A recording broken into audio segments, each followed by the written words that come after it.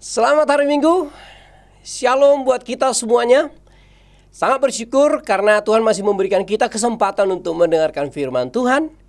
Dan juga bersyukur melihat COVID-19 mulai berkurang dan berharap dalam waktu dekat kita akan bisa ibadah online dan offline. Dan hari ini saya akan membahas lanjutan dari kitab Efesus, tapi mari kita bersatu di dalam doa. Bapa yang baik, Bapa yang selalu mengasihi kami bersyukur atas kebaikan-Mu kepada kami. Kami datang hari ini kepadamu untuk memohon pertolongan-Mu supaya kami mengerti firman-Mu dan mengerti bagaimana kami harusnya menjadi murid-Mu, menjadi pengikut-Mu. Sertai hamba-Mu, biarlah Engkau yang berbicara dan kami siap mendengarkan Engkau. Di dalam nama Yesus kami berdoa dan mengucap syukur. Amin. Tema kita bulan ini yaitu kawan sewarga dari orang-orang kudus yang diambil dari Efesus pasal 2 ayat 19 sampai 20.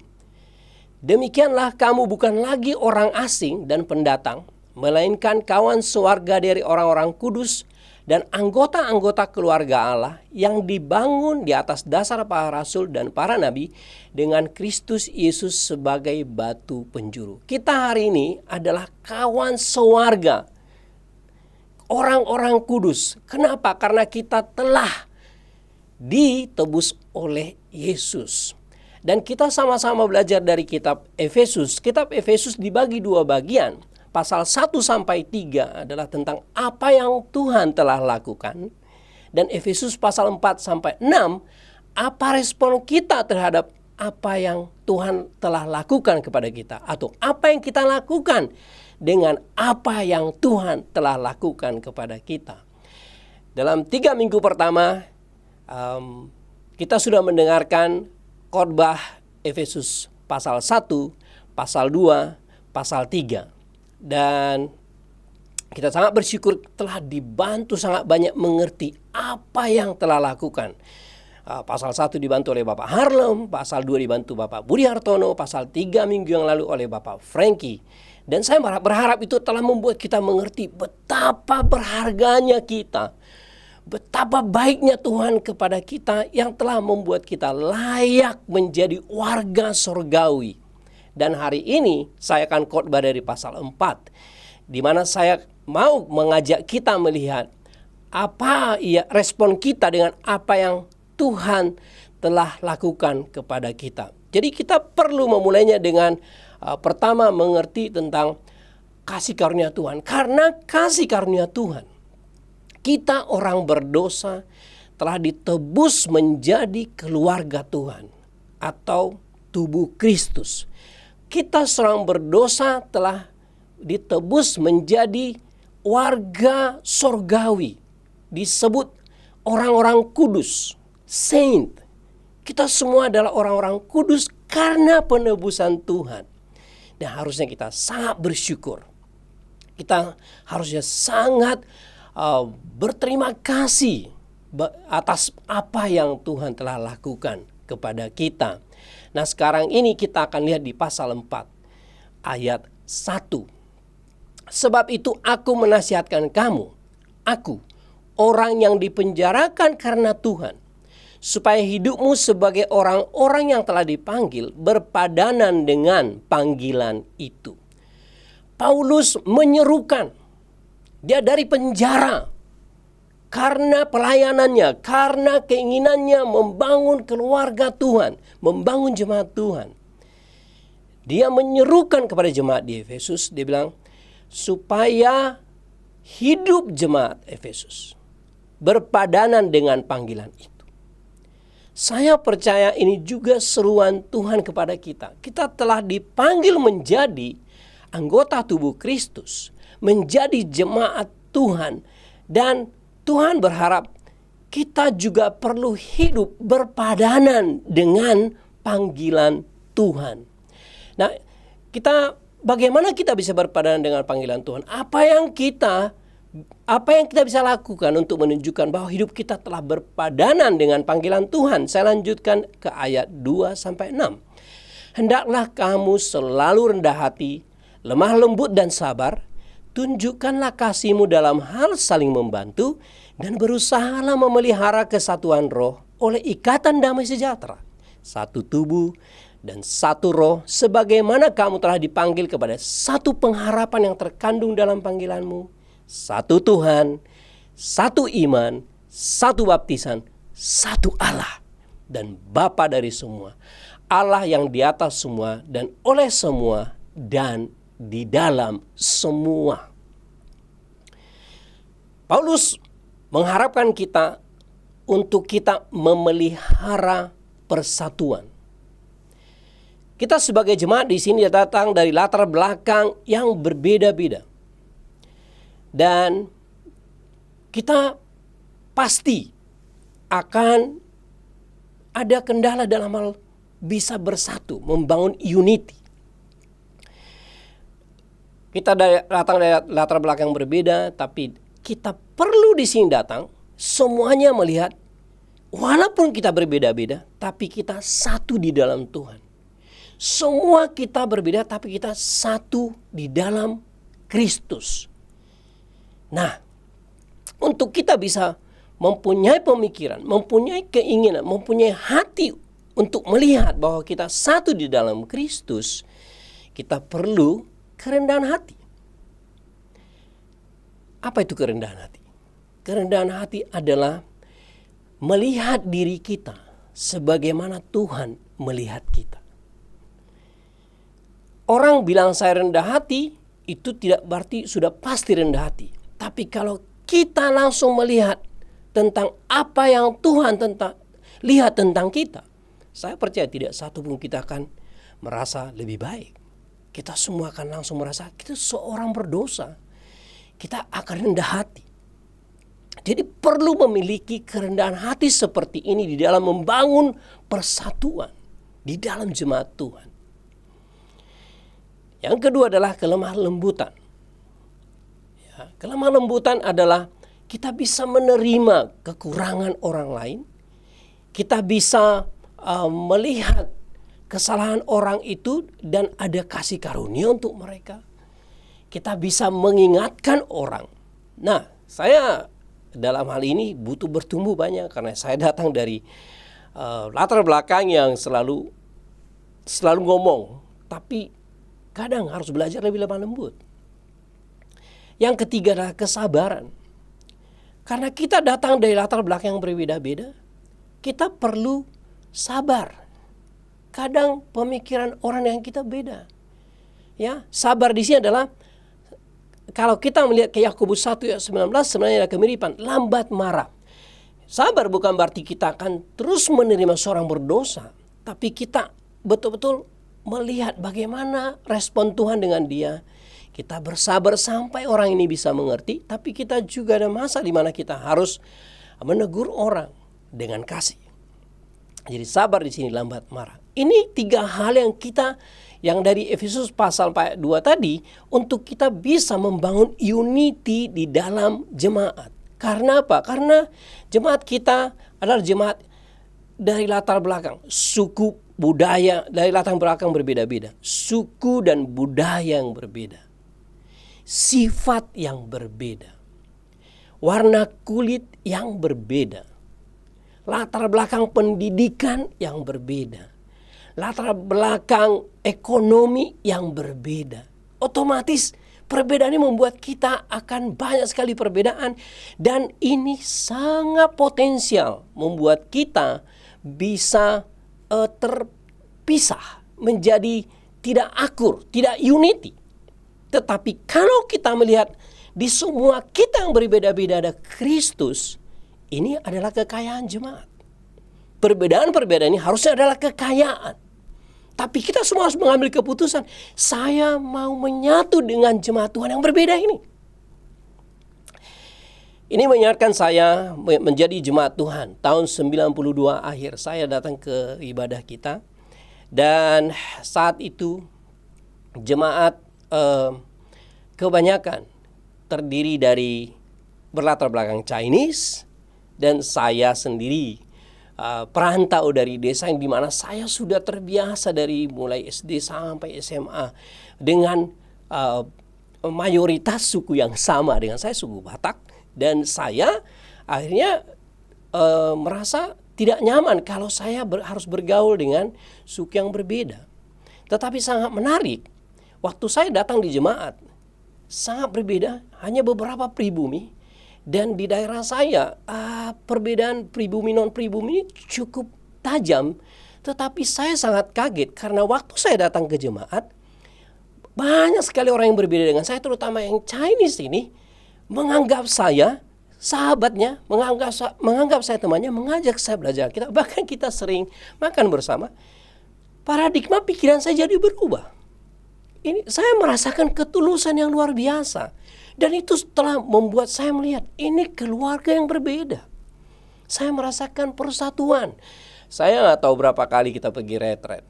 Ya, kita pergi ke retret ke puncak, melihat jemaat bersatu, berolahraga bersama-sama, dan banyak kegiatan bersama-sama, berdoa bersama-sama. Dan hari ini, itulah salah satu yang telah membuat saya melihat ini adalah keluarga saya. Tuhan telah membentuk keluarga ini. Dan saya telah dilahirkan kembali di sini. Suku dan latar belakang yang berbeda, ekonomi yang berbeda, pendidikan yang berbeda, tidak jadi batasan lagi. Semua kita satu.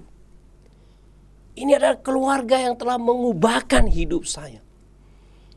Saudara-saudara yang dikasihi Tuhan, kalau kita semua mengambil keputusan untuk kita mau unity, bersatu, apapun latar belakang kita, dan melihat saudara kita yang berbeda, kita satu di dalam Tuhan. Kita semua mengenakan Kristus, satu roh yang sama, Bapa yang sama. Saya percaya kita semua akan melihat kasih Tuhan yang luar biasa, yang akan juga menginspirasi orang untuk ingin mengenal Tuhan. Karena itulah poin saya yang pertama, unity atau persatuan. Mari kita semua mengambil keputusan, saya mau bersatu dengan keluarga ini, walaupun berbeda-beda latar belakangnya. Kita masuk ke poin yang kedua. Saya akan baca di Efesus pasal 4 ayat 11 sampai 13.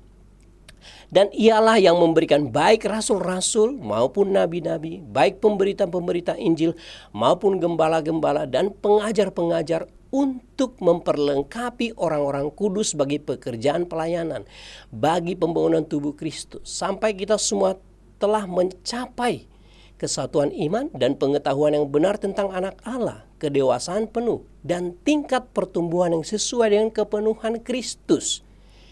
Kita di sini telah disatukan untuk apa? Untuk kita membangun tubuh Kristus, dan Tuhan telah menyediakan. Dia bilang kepada jemaat di Efesus, menyediakan pemberita Injil, gembala, pengajar, dan hari ini pun kita juga ada pengajar, ada penginjil, ada gembala kita. Bahkan kita hari ini lebih baik lagi daripada jemaat Efesus. Kita ada perjanjian baru. Jemaat Efesus belum ada perjanjian baru. Mereka hanya mendengarkan tentang Yesus dari perjanjian lama. Tapi tujuannya apa semuanya? Untuk kita bisa diperlengkapi membangun tubuh Kristus. Sehingga pengetahuan kita tentang Tuhan semakin tinggi, semakin dewasa, semakin bertumbuh. Di ayat 14-16, sehingga kita bukan lagi anak-anak yang diombang-ambingkan oleh rupa-rupa angin pengajaran, oleh permainan palsu manusia, dalam kelicikan mereka yang menyesatkan, tetapi dengan teguh berpegang kepada kebenaran di dalam kasih, kita bertumbuh di dalam segala hal ke arah Dia, Kristus yang adalah kepala.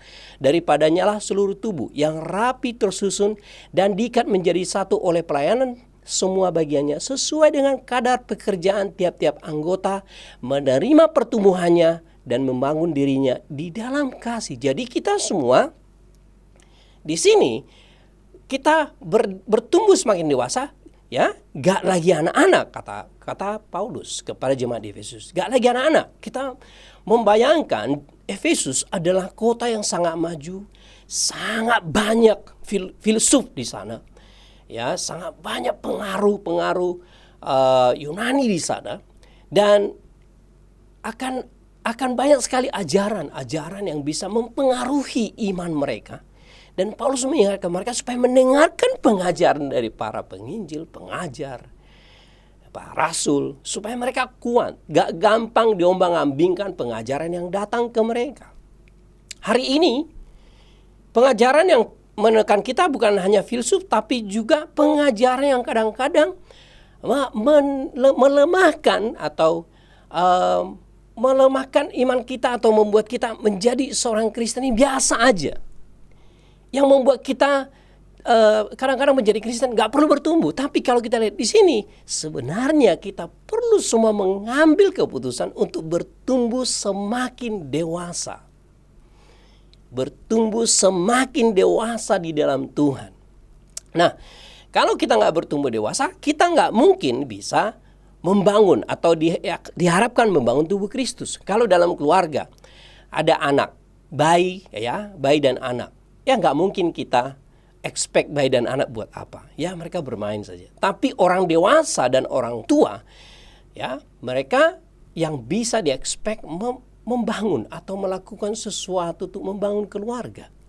Jadi kalau saya tunjukkan kepada kita bagan ini, kita belajar Alkitab, akhirnya oleh kasih Tuhan kita dibaptis, kita menerima pengampunan dosa, kita menerima karunia Roh Kudus, kita menjadi bayi Kristen atau murid bayi. Tapi apa kita mau bayi terus? Bayangkan kalau anak saya lahir udah berumur 20 tahun tapi masih bersikap umur 2 tahun. Saya pasti akan merasa aneh. Dan saya nggak mungkin expect bayi 2 tahun, 3 tahun, 4 tahun. Atau anak. Nggak mungkin expect banyak. Tapi dewasa atau orang tua, barulah kita bisa diskusi apa yang kita bisa lakukan sama-sama. Sama dengan di dalam kerajaan Tuhan, di dalam keluarga Tuhan. Kita semua melewati masa bayi Kristen, di mana kita banyak diajari pelajaran lanjutan kita, diajari bagaimana menghadapi pertanyaan orang.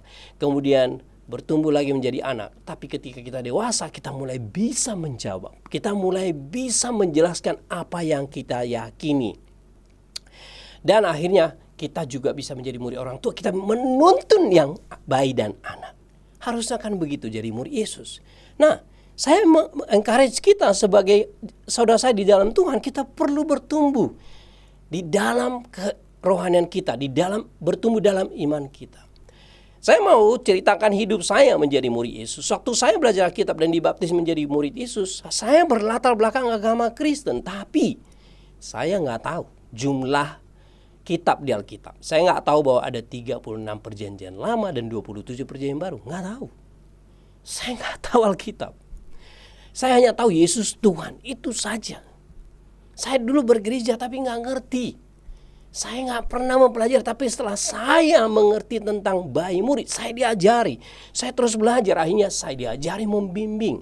Diajari membimbing grup. Ya. Ada nggak gampang awalnya? Pasti ada. Nggak ada yang langsung semuanya gampang, tidak. Kemudian saya dipercaya untuk mencoba memulai misi. Tahun 94 pergi ke misi di Medan dengan segala kekurangan, tapi dengan semangat. Tuhan baik. Tuhan memperlengkapi kita. Tapi dari semua proses itu belajar lagi. Hari ini saya bersyukur dipercaya berada di Surabaya dengan 400 lebih murid Yesus. Dan juga bertanggung jawab dengan 10 gereja. Kita ada 4 gereja di Sulawesi, ada 4 gereja Jawa Tengah, ada 2 di Jawa Timur. Kalau saya melihat semua itu pekerjaan Tuhan. Saya bekerja sama dengan saudara saya Venho dan Jonah yang memimpin Sulawesi sekarang. Saya bekerja sama dengan Hendra dan Mika yang memimpin Jawa Tengah sekarang ini. Semua kerjasama dari mana? Karena mau bertumbuh. Nah, murid Yesus, kita semua harus bertumbuh. Tapi tantangannya untuk bertumbuh apa? Kita harus memutuskan mau bertumbuh. Tidak satu pun murid Yesus nggak bisa dipakai Tuhan. Itu keyakinan saya. Kenapa? Saya mengerti latar belakang saya. Ekonomi keluarga yang mengalami masalah. Bapak saya bangkrut membuat saya nggak bisa kuliah. Saya orang yang sangat minder, merasa tidak berguna. Ya, bagi suku saya kalau kita nggak sarjana itu nggak ada gunanya. Tapi menjadi murid Yesus, membuka diri untuk terus ditumbuhkan. Saya percaya kita semua akan melihat bagaimana Tuhan bekerja melalui kita. Tapi kita sendiri punya bagian. Tuhan yang bekerja, tapi bagian kita mau dibentuk, mau diubahkan. Dan kita harus keluar dari zona nyaman kita. Saya encourage kita semua di sini. Di dalam bulan renewal ini, kita mau membuka lagi apa lagi yang kita mau ditumbuhkan di dalam Tuhan, supaya kita semua menjadi alat Tuhan membangun tubuh Kristus. Itulah poin saya yang kedua, maturity atau kedewasaan. Kita sangat butuhkan ini untuk kita sama-sama membangun kerajaan Tuhan. Karena kita tidak datang menjadi kerajaan Tuhan hanya untuk mendapat, tapi kita datang untuk membangun, untuk memberi. Kemudian saya akan lanjut ke Efesus pasal 4 ayat 21 sampai 24, di mana Paulus menekankan tentang manusia baru. Karena kamu telah mendengar tentang Dia dan menerima pengajaran di dalam Dia, menurut kebenaran yang nyata dalam Yesus, yaitu bahwa kamu berhubung dengan kehidupan kamu yang dahulu, harus menanggalkan manusia lama yang menemui kebinasaannya oleh nafsunya yang menyesatkan, supaya kamu dibaharui di dalam roh dan pikiranmu, dan mengenakan manusia baru yang telah diciptakan menurut kehendak Allah di dalam kebenaran dan kekudusan yang sesungguhnya. Ayat ini berhubungan dengan pertumbuhan tadi, di mana kita perlu transformasi. Ada transformasi di dalam hidup kita. Kita menanggalkan manusia lama, dosa-dosa lama kita. Kita ini sebagai seorang manusia, sebagai seorang murid Yesus, kita semua mempunyai sinful nature kita. Dan walaupun kita sudah menjadi murid Yesus, dibaptis jadi murid Yesus, gak berarti sinful nature kita, dosa alamiah kita langsung hilang. Itu bisa datang lagi. Seperti Alkitab berkata, iblis menunggu kapan kita lengah. Jadi kita semua harus terus mengenakan manusia baru, bertransformasi, waspada dengan dosa-dosa lama kita yang bisa membawa kita kembali ke hidup lama.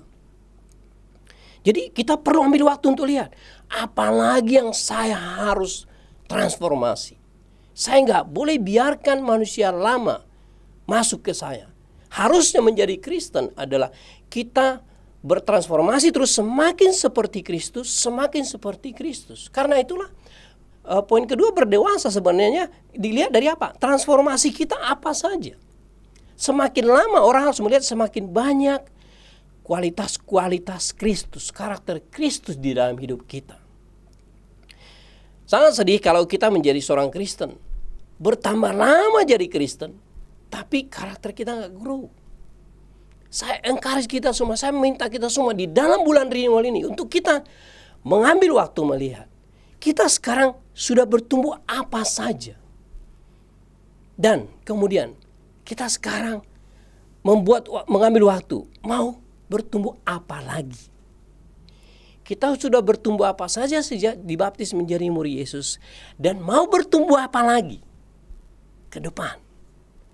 Apalagi karakter Kristus yang kita mau miliki. Ini poin saya yang ketiga, transformasi. Saudara-saudara yang dikasihi Tuhan,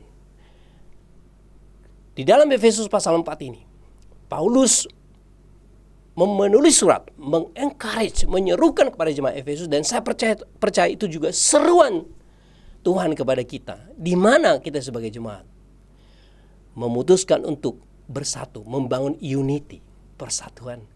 Yang kedua, bertumbuh semakin dewasa untuk mengambil pelayanan atau maturity. Dan ketiga, transformasi menjadi manusia baru sehingga orang bisa melihat Tuhan yang hidup di dalam kita. Semoga firman ini membantu kita semua. Tuhan memberkati. Mari kita bersatu di dalam doa. Bapa di surga, terima kasih untuk firman-Mu yang kami boleh dengar dari Efesus pasal 4. Kami berdoa supaya kami sebagai jemaat, pribadi lepas pribadi di sini, mengambil keputusan untuk kami mau unity, bersatu dengan jemaat yang lain. Walaupun kami datang dari latar belakang yang berbeda-beda, kami juga mau memutuskan untuk bertumbuh semakin dewasa supaya kami mengambil pelayanan di dalam membangun kerajaan-Mu, membangun tubuh-Mu ya Bapa. Kami juga berdoa supaya kami terus bertransformasi semakin mirip dengan Engkau, dan kami butuh pertolongan-Mu. Terima kasih atas firman-Mu. Ampuni hamba-Mu kalau ada kekurangan. Di dalam nama Yesus kami berdoa dan mengucap syukur. Amin.